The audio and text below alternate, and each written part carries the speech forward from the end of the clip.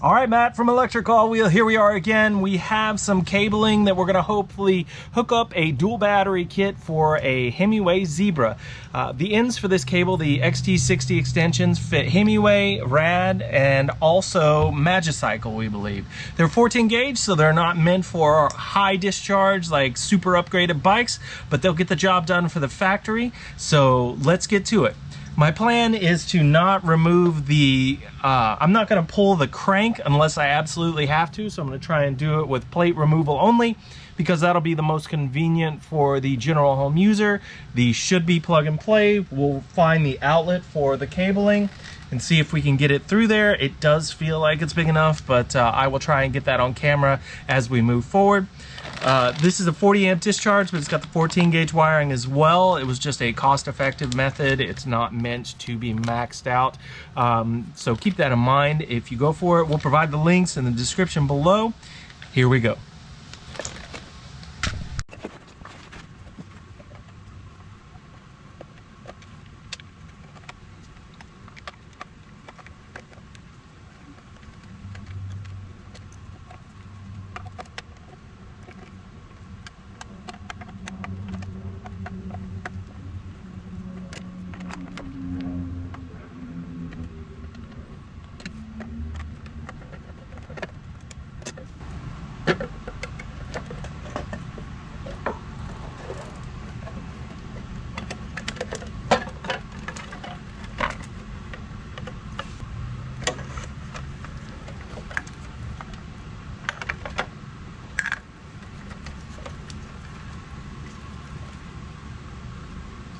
So we have a 22 plus or minus 1 amp current limit. So we know that the 40 amp discharge balancer will definitely work. Now we're just kind of taking a look at the cabling here to see what's going on. It looks like we have plenty of room in the socket here to actually get it in. Here are my connections. So I have my two, there we go, that's perfect. So this is the actual factory battery into the controller. So what we're gonna do is pull that. I've actually removed the battery here. As you can see, it's already out.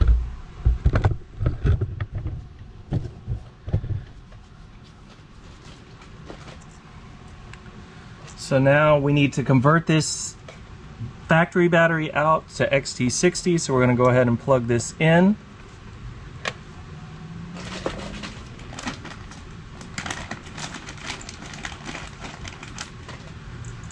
The cable length is a little longer on these because we wanted the ability for it to work with multiple bikes, so we're probably going to have to coil some of this. Either way, we're going to put it on the battery input for the discharge balancer, which will be this side. This will be the output, and you can actually read that here. It says it right there, and then right there as well. So out, in. So we've adapted our factory battery out. We're down to XT60. We're going to go ahead and plug that in right now into the discharge balancer. And now we know that this is the controller and this is input for the controller. So we're going to take this and plug it in. And then this will take the controller. And there we are. So we are factory hooked right now. And then what I can do is actually demonstrate that it's going to turn on by adding the second battery. So what I'll do right now is just disconnect this factory battery right here. So I'm going to take our typically used high-long battery, use this in our electric videos. We use it in the Rad Mission. I really like this. It's a 10 amp hour 48 volt battery. It's great. Very convenient. You can mount it on the seat post. You can put it in a lot of places. It's compact and really nice to use. So what I'm going to do is I'm going to take and plug this in here to one of the battery inputs, and then there's that. So now we have power to the controller, and what I'm going to do is jump up and see if I can get power on this Himiway. And there it is. Just to confirm, we do not have a battery. The factory battery is not. The factory battery is actually sitting right here. So we've got the battery hooked up, discharge out to the controller. There's the balancer, and here's the external battery. We have power.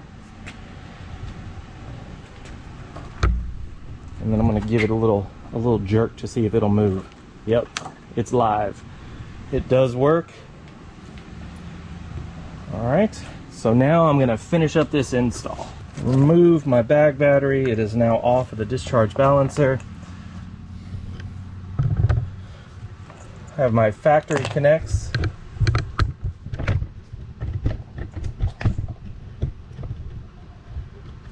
I have my factory connects here.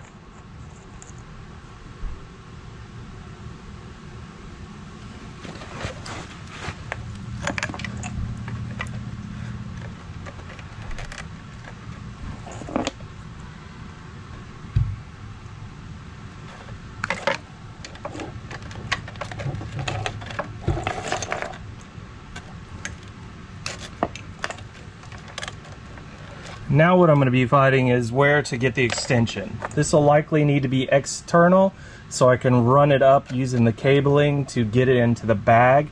So this is going to be external to the housing. If not, what I'll need is likely some extension if I want to actually put it in the housing.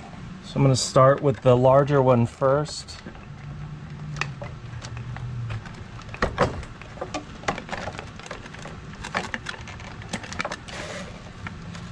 There's that.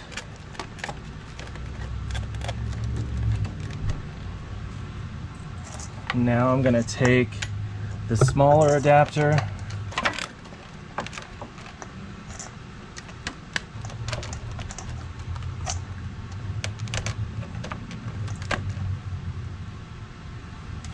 and that does fit. Whew, it's tight, but it gets it in there. Perfect. So now I'm going to take and plug in my cabling. There's that.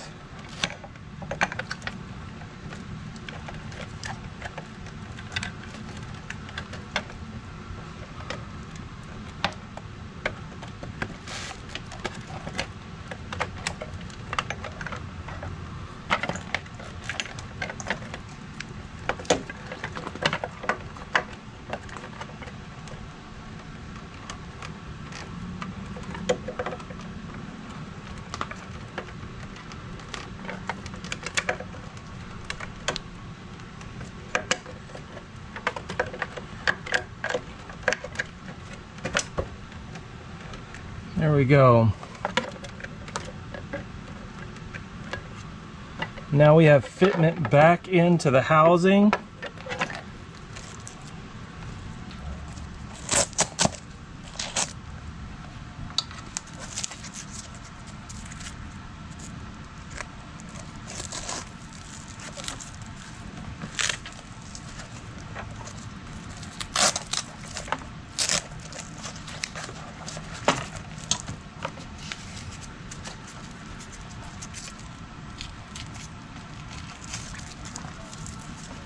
Alright. Now we have our pack assembly. It looks like the zipper structure is on the other side, so it might be more convenient to pay attention to that. So it looks like we may need some extensions, and we do have them. We have the XT60 extensions, and this would be the best application for it. You'll want these if you want to actually place the discharge balancer inside the housing. You'll need extensions to get out.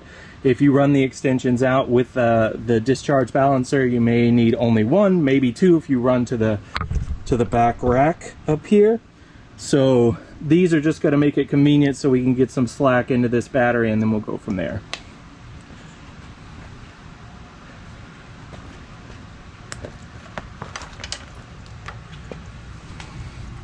So here we are. I'm going to take these two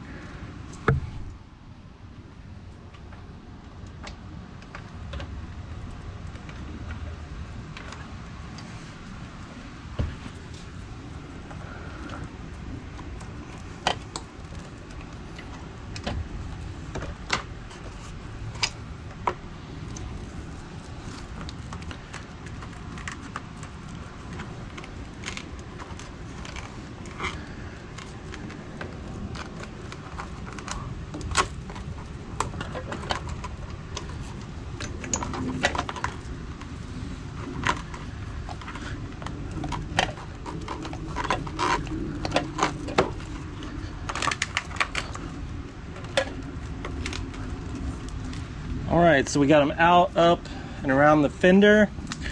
Actually send them to the other side so we can utilize the opening in the bag appropriately.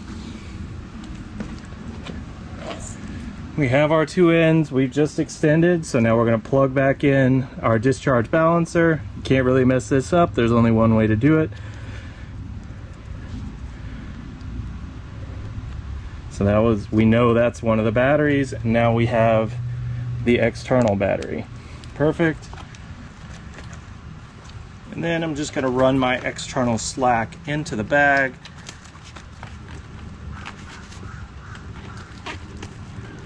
Get this thing zippered up.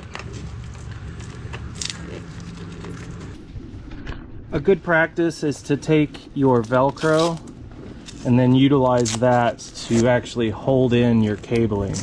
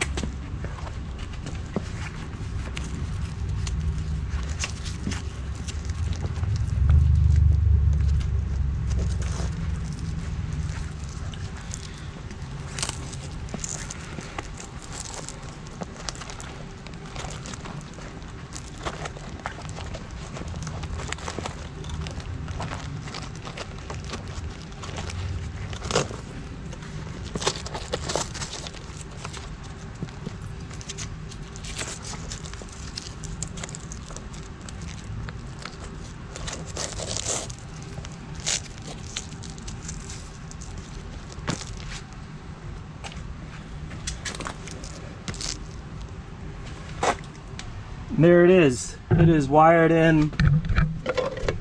We can close this up.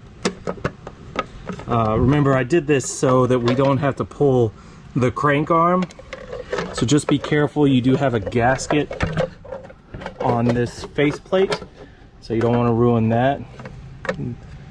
It's right there. So just be good with that. Don't strip your screws.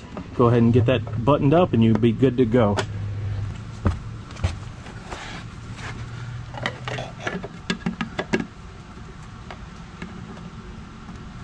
I'm going to put in a couple of these just to go test it out.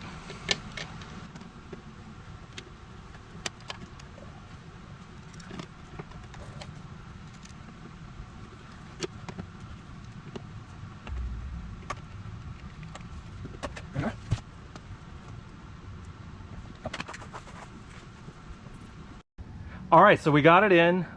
It was a quick install. Actually, this is the first time I've actually done this. I anticipated no real issues. Keep in mind that the balancer is 40 amps. However, it was a cost-effective measure, not necessarily the best option for high discharge, high current limit, high output situations. This controller is 22 plus or minus 1 current limit, and so the cost-effective import for packaging, etc., the 40 amp got it done, so it is there and it will work for higher stuff. But if you're running high current all the time, you need to start looking for a better gauge wire for heat. So everybody knows, before I go on this test ride, we don't have the factory battery in. It's just the secondary battery pack that I use for all of these applications. Use it on the electric, use it on the Rad Mission, use it on this one. It's only going to be this. I'm going to take it out, ride the bike, let you see that it works, and then we'll go from there. So I'm out here on the trail, have just the battery. Remember, there is no factory battery in here, it's just the extra battery. I'm gonna give you a rundown, try and get it up through all the PAS levels. I'm gonna do this for another video anyway, so I just want to show you. I'm probably gonna change the orientation so I can use this on TikTok. Here we go. All right, no battery, and there's that. Nice bike. Too. Thank you very much. All right, here we go. Taking off. So remember, it's just the 10 amp hour. This is 1, so I'm going to show you the PAS limit.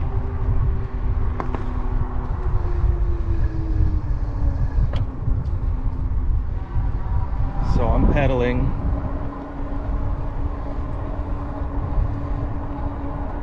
So about 12 for Pass 1. And we're bumping up to 2. I am not using throttle. Look at about 15 for Pass 2, 15 and a half. It's a pretty strong pedal assist. So 2 to 3 gets you higher end range for the limits on the trail. Let's get up to 3. All right, there is Pass 3, 18, 18 and a half. Now keep in mind, I weigh 250 pounds-ish, and this is near the speed limit of the trail, so that's a bit much. Pass 4 is gonna be plus 20, I know it, so I'm not looking forward to that. So what I'm gonna do is slow this down and turn around. There's no oncoming.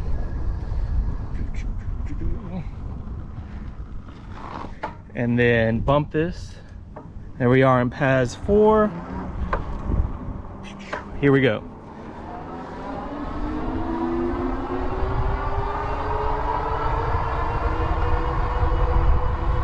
Yeah, Pass 4 is 21, 22 miles an hour.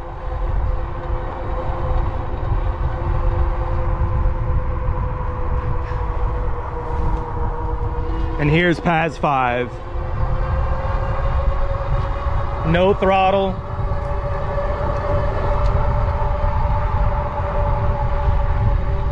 And there it is. I can feel it giving away. That's the limiting factor for the Himiway. And there you have it.